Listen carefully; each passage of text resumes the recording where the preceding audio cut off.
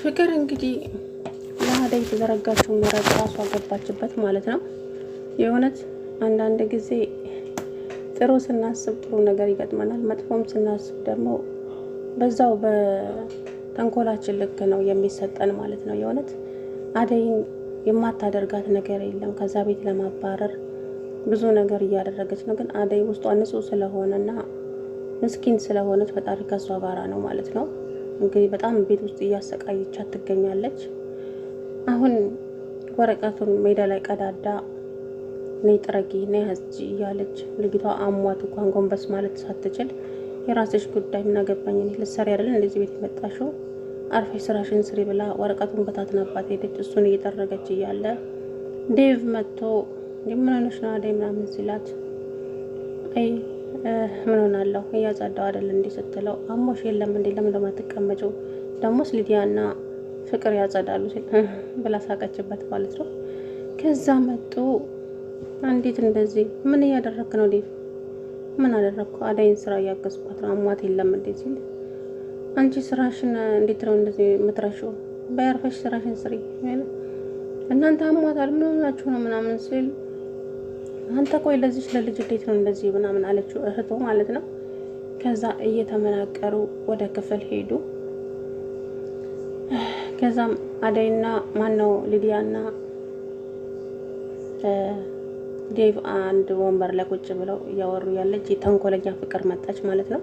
ከዛም ሊዲዬ አሁንም እየደበረሽ ነው እንደደበረሽ ነው እንዳይዞሽ እሺ ምናምን አለቻት። ከዛ ምን ሆና ነው ምናምን ሲል ዴቭ እቺ አደይ ናታ አደይ እንትን ሰደበቻት ሊዲያን ሰደበች። ምን አደይ? አዎ ምን ብላ? ከዛሬ ጀምሮ ኢላንም አይኑንም ማየት አትችይም ቤቱም እንዳትሄጂ ብላ ሰደበቻት። ኢላ የኔ ብቻ ነው ብላ ነገረቻት። በውሸት እኮ ነው ልጅቷ ያላለችውን ማለት ነው። ጨማምረው አወሩ ማለት ነው። ከዛ ዴቭ እንግዲህ ፊቱ ልውጥ አለ። አሰላሙ አለይኩም ወራህመቱላሂ ወበረካቱ። ውድና የተከበራችሁ የቻናሌ ቤተሰቦች እንዴት ናችሁ?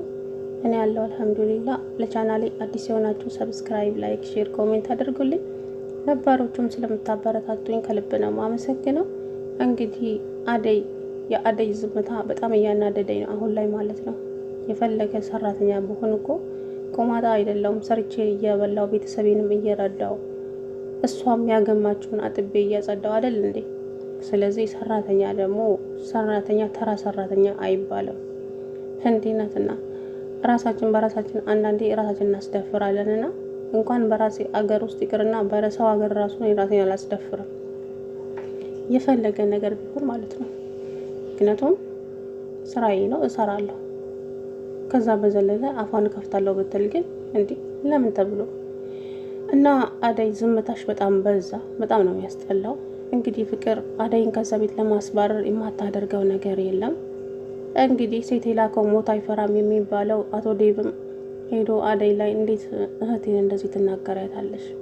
እንዴት እኔ ልጠይቅህ እንጂ እኔ ነኝ እንዴ ያስቸገርኩ? እኔ አፍቅረኝ ብዬ ያስቸግሬያለሁ እንዴ? ከዚህ በኋላ አጠገቤ እንዳትደርሽ እሺ፣ በጣም ነው ያዘንኩት ምናምን አለችው ማለት ነው። ከዛ እሺ አልደርስብሽም፣ አንቺም ከዚህ በኋላ እህቴን ቀና ብለሽም ሆነ መጥፎ ቃላት እንድትናገራት አልፈልግም ብሎ አፉን ከፈተ ማለት ነው። ግን ልጅቷ ምንም ያለችው ነገር አልነበረም። ከዛም እንግዲህ ፍቅርና ሊዲያ ተነጋግረው እነ ሄላ ቤት ሄዱ። አደይ ታማለች፣ አደይ በጣም ታማለች እና ትፈልግሻለች፣ ልትሞት እያጣጣረች ነው ብላ ለዚች ለለምለም ነገረቻት። ሄላና ለምሊ ደግሞ እና አደይ ቤት መጡ ማለት ነው። መንገድ ላይ እየመጡ እያለ ከዛም ስልኩን ሲፈትሽ ስልኩ የለም ኪስ ውስጥ። ወይኔ ስልክ የረሳው ብሎ ወደ ቤት እየሮጠ ሲመጣ ሊዲያና እቺ ፍቅር መኝታውን ቤት ገብተው ቁም ሳጥኑን እየፈተሹ ልብሱን ዝርክርክ አድርገው አልጋውን ሲገለብጡ ደረሰባቸው ማለት ነው። እንግዲህ ምንድነው የምትሰሩት ፍቅር እያለ እንግዲህ ሲጮህባቸው አይናቸውን አፍጥጠው ቀሩ። መልስም የለም። በቀጣይ ቪዲዮ ግን ሁለታቸውንም ጆሮአቸውን እንደ ፍየል ይዞ ነው መቼም የሚያስጮኋቸው ማለት ነው። እንግዲህ ለአደይ ዘረጋችው መረብ ራሷ ገባችበት። ሲቀጥል ደግሞ ዳይመንድ ሀብሉን ለፍቅር እንደሰጣት ተናገረ ማለት ነው። ለነዛች ለነጫጭባና ለፍቅር ሰጥቻቸዋለሁ ብሎ ዳይመንድ ለይላ ነገረው። ስለዚህ ከአደይ ጭንቅላት ላይ ወረድ ትላላችሁ ማለት ነው። አሁን ለምሊም አደይ ጋር መታ እንዴ አደይ አሞሻል ብለውኝ እኮ ነው የመጣሁት ደህና ነሽ አይደል እንዴ ስትላት ትንሽ ራሴን አሞኝ ነበረ ግን ያን ያክል አይደለም ግን ማነገረች ስትላት ሊዲያ እኮ ናት አደይ ትፈልግሻለች በጣም አሟታል ብላ ይላከች ኧረ ደህና ነኝ ምናምን ብላ ከዛም እንግዲህ አደይ አብሉን አሳየቻት ለአደይ ማለት ነው። ለምለም እንዲህ አብሉ አንቺ ጋር ነው እንዴት አይደለም እንደምን ለሌላ መለሹ ለዚህ አይደለ ወይ እኔ እየሰደበኛለሁ ስትላት በጭራሽ ዝም በይ አለቻት። አንድ ነገር እንዳትናገሪ የፍቅር አንቺ ላይ እንደተጫወተችማ እኔም ላው ላይ መጫወት አለብኝ እንደዚህ አልተዋትም አንቺ ብቻ ዝም በይ አለቻት አደይን ማለት ነው።